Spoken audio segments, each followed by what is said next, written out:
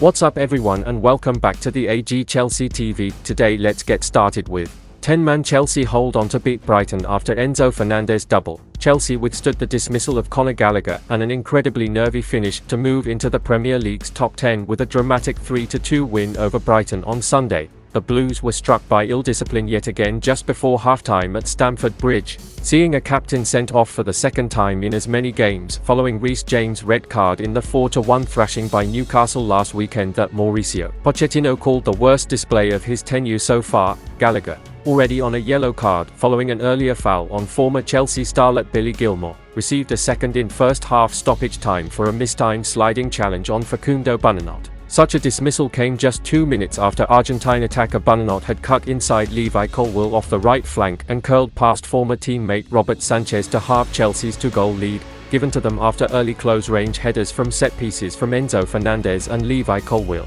It was Fernandez's first Premier League goal since his then British record £106.8 million switch from Benfica in January, while it was Colwill's first of any description in Chelsea colours. Against the club for whom he starred on loan last term, however, injury-hit Brighton could not make the most of their man advantage after the interval, with Chelsea restoring their 2-goal cushion through Fernandez's cool penalty after James Milner's challenge on Mudryk led to referee Craig Pawson pointing to the spot after being advised by the VAR to consult the pitchside monitor. Substitute João Pedro's flicked header at the start of 10 minutes of second-half stoppage time set up a hectic grandstand finish, but Chelsea just held on despite more officiating confusion after a Simon Adingra cross was blocked by Colwill and Brighton were awarded a 100th minute penalty for handball.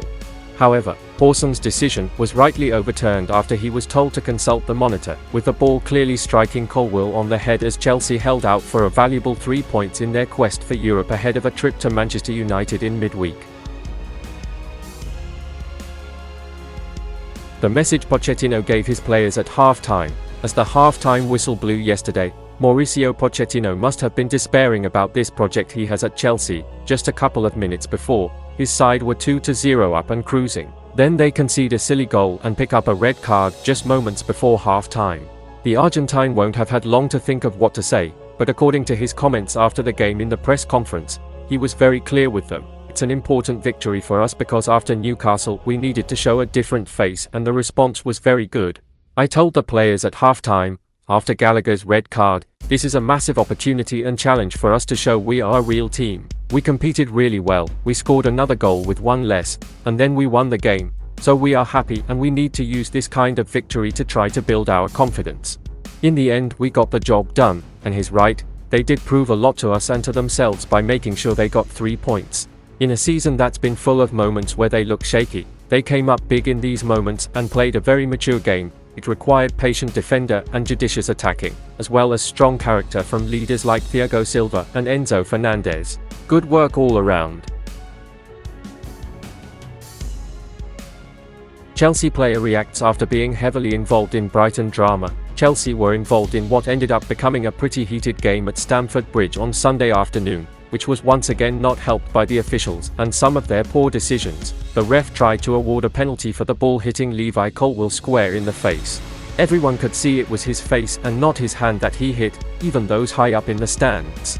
But the ref pointed to the spot. Luckily it got overturned by VAR, but there was many other poor decisions in the game that fueled the anger. Colwill of course used to play for Brighton on loan last season and has a soft spot for them as a result. So when he started to celebrate his goal he soon remembered and stopped celebrating as a mark of respect. The Chelsea defender was fully involved in all aspects of the drama yesterday and was also seen in a few heated arguments with some Brighton players during and after the game. I'm buzzing to get my first Premier League goal and first for Chelsea, Colwill said as cited by Chelsea HQ. Unfortunately it was against Brighton.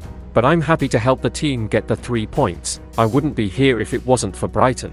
I've got a lot of respect for them. I don't know what happened. When the referee gave a penalty, the ball clearly hit my face. I was showing everyone the mark on my face. It was overturned so we got the right decision.